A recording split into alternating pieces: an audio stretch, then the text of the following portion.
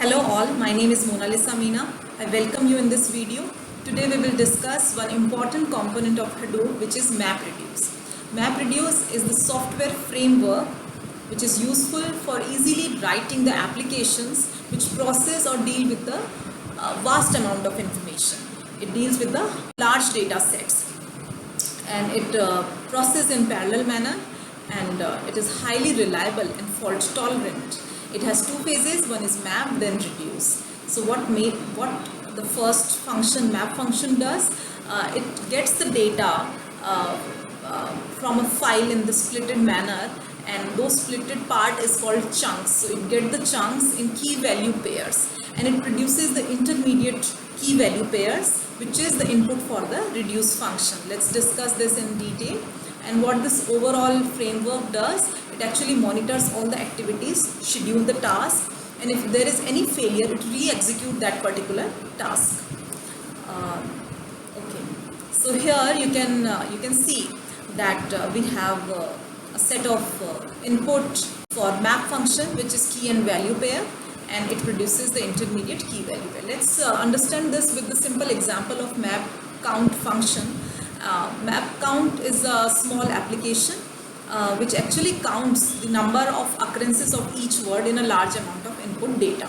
So here we are having the input key and input value, and it is producing the intermediate result, intermediate key value pairs, and it is emitting that particular key and the respective value, which is 1, which is like one word will occur once now. So here this is the better picture. You have this mapper input, the cat sat on the mat, the aardvark sat on the sofa. So all words are occurring once. So this is your mapper output.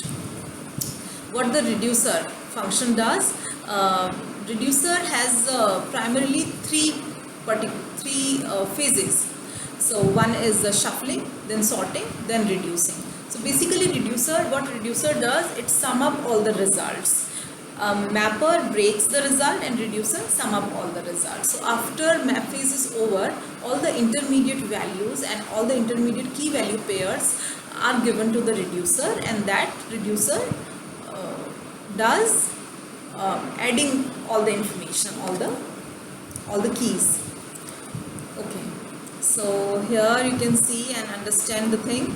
Like reducer will get the output key and intermediate values, and it will further produce the list of output key and output value. So okay, so here we have mapper input. This is a mapping, and it is further shuffling. What shuffling does in this framework, it fetches the relevant partition for that data and it sum up. And further sorting, what sorting does, it actually groups all the reducer's input and gives to the particular reducer, and further reducer sum up all the information, and here we are having the final result. And let's discuss this particular picture. So we have HDFS with us, and what is HDFS? In our previous video we have discussed this. This is Hadoop distributed file system, and where our data is stored, and it has the input files which is of large size, but it is further divided into blocks, and these blocks can be of 128 MB maximum. So that particular file, that particular piece of information, that chunk, or you can say that block, is given to the input format, and it is further splitted and it is given to the record reader. So what record reader is doing here, first of all, these splits are actually splitting further chunks of that block, and these record readers are very useful. They are actually generating the input key value pairs, which is input for our map function. So record reader actually converts the byte oriented view of input into the record oriented view of input. So after processing the map functions, the number of maps typically can be 10 to 100 per node, and it depends on the size of the input file which need to be processed. So after map function, it is producing the intermediate key value pairs, which is given to the partitioner, and partitioner, the default partitioner is hash partitioner, and which is actually dividing that intermediate result, and which is making it little useful for the reducer. Further shuffling and sorting is being processed, which is actually exchanging all the records.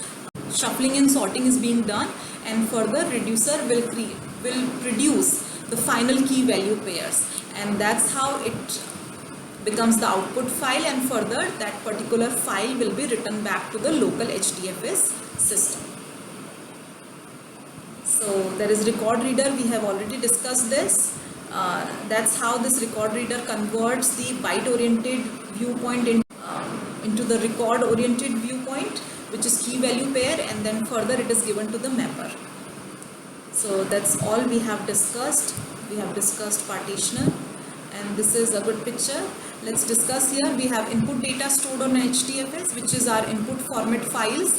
Further that file will be further splitted, and it is given to the record reader, which converts that file and makes it easy for the mapper, because it will convert into key value pairs, and it will further, the mapper will create the intermediate key value pairs. And what combiner does, combiner actually very similar to the reducer, but for a particular node. It combines all the mapper's output for that particular node, and it gives to the partitioner.